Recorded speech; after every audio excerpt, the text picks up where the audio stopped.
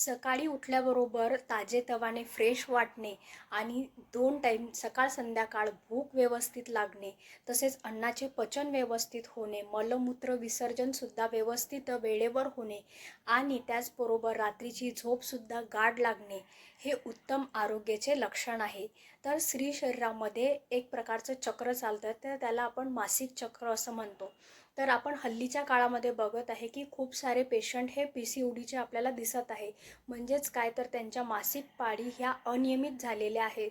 तर काही तरुण मुली असतील किंवा काही स्त्रिया असतील 30-32 वय ज्या मॅरिड झालेल्या आहेत त्या वुमन असतील किंवा 40+ काही वुमन असतील, तर त्यांच्यामध्ये हे आपल्याला PCODचा प्रॉब्लेम दिसून येतो आहे. तर ह्याचं मुख्य कारण काय आहे हे शोधणं आपल्याला गरजेचं आहे. तर आजचा व्हिडिओ हा आपला PCODवर होणार आहे, म्हणून तुम्ही व्हिडिओ हा लास्टपर्यंत बघावा. ही मासिक पाळी महिन्याच्या महिना येणे हे उत्तम आरोग्याचे लक्षण आहे आणि जर येत नसेल तर हे आजारपणाचे एक लक्षण आहे, हे लक्षात घेणे महत्त्वाचे. आयुर्वेदानुसार वात आणि कफ या दोघी दोषांची दृष्टी झाली म्हणजे ते दोष बिघडल्या जाणे, हे झाल्यामुळे आपली पाळी ही अनियमित इरेग्युलर होणे किंवा अंगावरून कमी जाणे, तसेच शरीराची स्थूलता जळपणा हा वाढणे हे या हल्लीच्या काळामध्ये या 2 दशकामध्ये जास्त झालेले आहे. जर तुम्ही तुमच्या आई, आजी किंवा पणजीला विचारणार तर त्यांना PCOD म्हणजे काय, हा नेमका कोणता आजार नवीन आलेला आहे असं त्यांना वाटेल.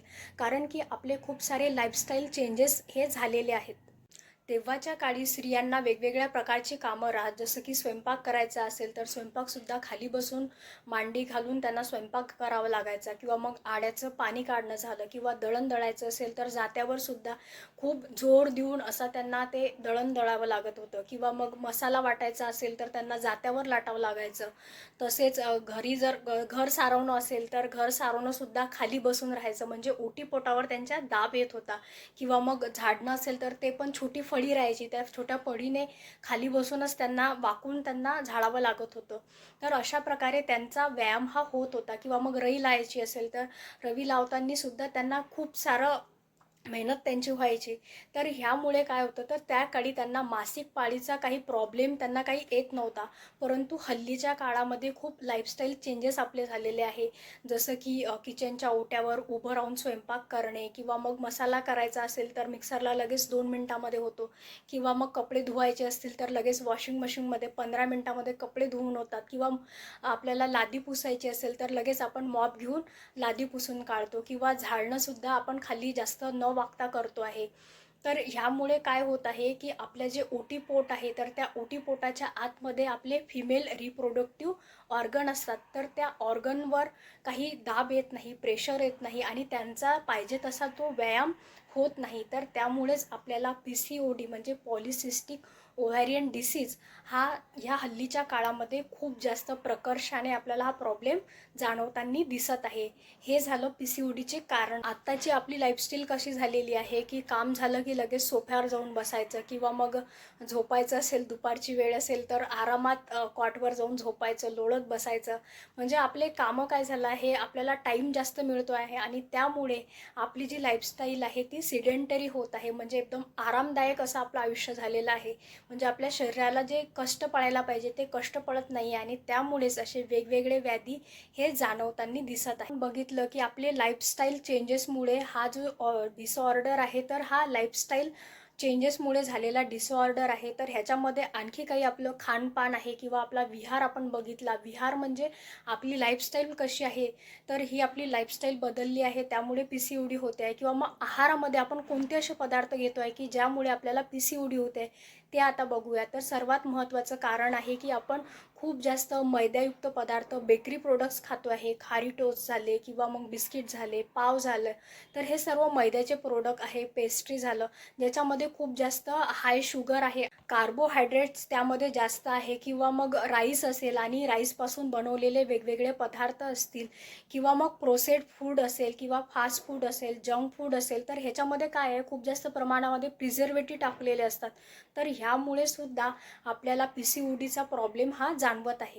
जर आपण हाय शुगर आणि कार्ब असलेले पदार्थ जे आहेत त्याचं प्रमाण जर आपल्या आहारामधून कमी केलं, तर आपली इन्सुलिनची आणि अँड्रोजनची लेवल ही नॉर्मल होऊन आपला PCOD हा जो प्रॉब्लेम आहे ते सॉल्व्ह होण्यास नक्कीच मदत ही होत असते. ह्याचबरोबर वातुळ असे पदार्थ, वांगी, बटाटी किंवा फरसाण झालं किंवा मग वेगवेगळ्या प्रकारचे आपण भेळ खातो किंवा मग पाणीपुरी, रगडापुरी, समोसा म्हणजे जेही काही पदार्थ आहे, तर ह्यामधून काय होतं की आपला वात हा दूषित होतो आणि त्यामुळे आपल्याला PCODच्या प्रॉब्लेमला पुढे जावं लागतं. बघूया PCOD म्हणजे नेमकं काय होतं. तर PCODचा फुल फॉर्म आहे पॉलिसिस्टिक ओव्हॅरियन डिसऑर्डर. तर ह्यामध्ये काय होतं की आपल्या फिमेलच्या ओव्हरीमधून खूप जास्त प्रमाणामध्ये इमॅच्युअर असे एग्ज रिलीज होतात आणि त्यामुळे हे जे रिलीज झालेले एग्ज आहे ते एका ठिकाणी ॲक्युमुलेट होतात आणि ॲक्युमुलेट झाल्यामुळे तिथं सिस्ट तयार होते आणि ह्या खूप साऱ्या अशा सिस्ट तयार होतात, म्हणून त्याला पॉलिसिस्टिक असं म्हणतात. पॉलिसिस्टिक आणि ओव्हरीचा डिसीज आहे म्हणून ओव्हॅरियन डिसऑर्डर असं ह्या डिसीजला म्हटलं जातं. जर तुम्हाला PCOS आहे आणि त्यामुळे तुम्हाला प्रेग्नन्सी राहत नाही अशी जर तुमच्या मनामध्ये भीती असेल, तर ह्या एक मिथ्या विचार आहे. तर फॅक्ट अशी आहे की जे पण PCOSचे पेशंट आहे तर त्या प्रत्येकांमध्ये इन्फर्टिलिटी ही राहू शकते. हे एक आपला गैरसमज आहे. तर PCOSच्या पेशंटमध्ये प्रेग्नन्सी राहण्यासाठी तुम्हाला डिफिकल्टी येऊ शकतात, परंतु तुम्ही प्रेग्नन्सीसुद्धा तुम्हाला ह्यामध्ये पॉसिबल आहे. तर आता आपण बघूया की नेमकं काय प्रॉब्लेम होत असतो ह्यामध्ये.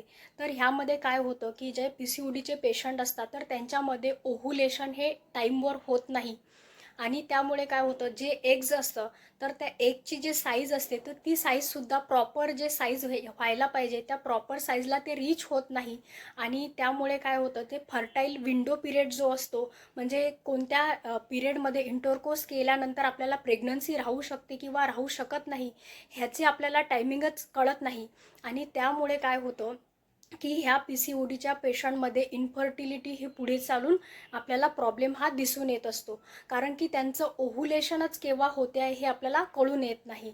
परंतु तज्ज्ञांच्या सल्ल्याने आणि आज मी या व्हिडिओमध्ये तुम्हाला असे काही उपाय सांगणार आहे की आयुर्वेदामध्ये कोणते उपाय सांगितलेले आहे, सुचवले गेले आहे आणि ह्यावर खरंच कोणता चांगला उपाय आहे की तुम्हाला प्रेग्नन्सीसुद्धा राहू शकते किंवा ज्या काही टीनेजर मुली असतात तर त्यांच्यामध्ये सुद्धा पाळी ह्या अनियमित आहे किंवा काहींची 4-5 महिनेसुद्धा पाळी येत नाही किंवा काहींना खूप कमी प्रमाणामध्ये अंगावरून जात असेल, तर असे काही तुमचे प्रॉब्लेम असतील तर ते सर्व आपण डिटेलमध्ये ह्या व्हिडिओमध्ये बघणार आहोत. ओटीपोटाला व्यायाम होणे फार गरजेचे असते, कारण ओटीपोटामध्ये 2 महत्त्वाचे अवयव असतात जे की स्त्रीचे स्त्रीत्व टिकून ठेवतात. पहिले म्हणजे गर्भपिशवी. गर्भपिशवी म्हणजेच युटेरस आणि बीजांडकोश, याला आजच्या भाषेत ओव्हरी असे म्हणतात.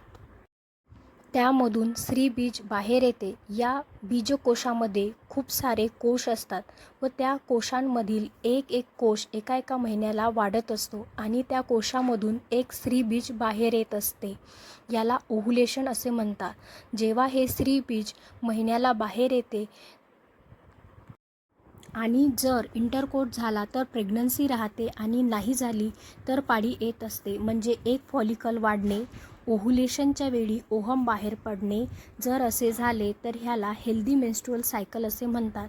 तर PCODमध्ये अनेक सारे कोश म्हणजेच फॉलिकल वाढायला लागतात आणि त्यातील एकही फॉलिकोल म्हणजे कोश पूर्ण वाढत नाही आणि त्यामधून जे बीजांग कोश आहे तर ते ओव्हम बाहेर पडत नाही. अशा प्रकारे वाढलेले कोश म्हणजेच फॉलिकल यांचे रूपांतर गाठीमध्ये होते आणि ह्या गाठींना सिस्ट असे म्हणतात आणि अनेक गाठी तयार झालेल्या दिसतात, म्हणून त्यांना पॉलिसिस्टिक ओव्हॅरियन डिसीज असे म्हणतात. आणि काही जणी ह्या PCODच्या प्रॉब्लेमकडे दुर्लक्ष करतात. त्यांना वाटतं की काय होतं, PCOD आहे म्हणजे काय होतं, नेमकं काही होत नाही, आम्हाला काही त्रास होत नाही आहे, काही ट्रीटमेंट घ्यायची गरज नाही आहे. परंतु ह्या PCODमुळे आपल्याला भविष्यात गंभीर असे आजार होण्याची खूप जास्त शक्यता असते. जसं की काहींना प्रेग्नन्सी झाल्यानंतर लगेच खूप वेळा त्यांचं मिसकॅरेज होतं, म्हणजे रिकरंट म्हणजे पुन्हा पुन्हा त्यांचं मिसकॅरेज होणे किंवा डायबिटीस 2 होणे, म्हणून इन्फर्टिलिटीचा प्रॉब्लेम त्यांना जाणवू शकतो किंवा मग एंडोमेट्रियल म्हणजे आपलं जे एंडोमेट्रियम आहे, युटेरसचे जे लेयर असतात त्या एंडोमेट्रियमचा सुद्धा त्यांना कॅन्सर होऊ शकतो किंवा बेस्ट कॅन्सरसुद्धा त्यांना होण्याची खूप जास्त शक्यता असते किंवा इन ओव्हुलेशन म्हणजे त्यांचं ओव्हुलेशनच कधी होत नाही किंवा मग हायपरलिपिडेमिया असेल किंवा हाय BP किंवा कार्डियाक अशी रिलेटेड म्हणजे हार्टशी रिलेटेड त्यांनासुद्धा आणखी काही प्रॉब्लेम होऊ शकतात. मेटाबॉलिक असे डिसऑर्डर जे असतात ते पुढे चालून त्यांना होऊ शकतात. तर असे होऊ नये जर तुम्हाला वाटत असेल तर तुम्हाला PCODची ट्रीटमेंट घेणे हे खूप महत्त्वाचं, अत्यंत गरजेचं असं आहे.